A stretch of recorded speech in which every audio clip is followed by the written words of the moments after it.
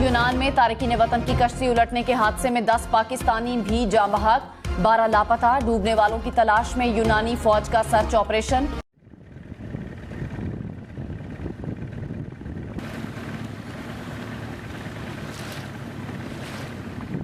We were notified by the operator of the submersible vessel that it was overdue, and it had 5 persons on board the submersible. We understand from the operator of the vessel that the vessel was designed with a 96-hour sustainment capability if there was an emergency on board.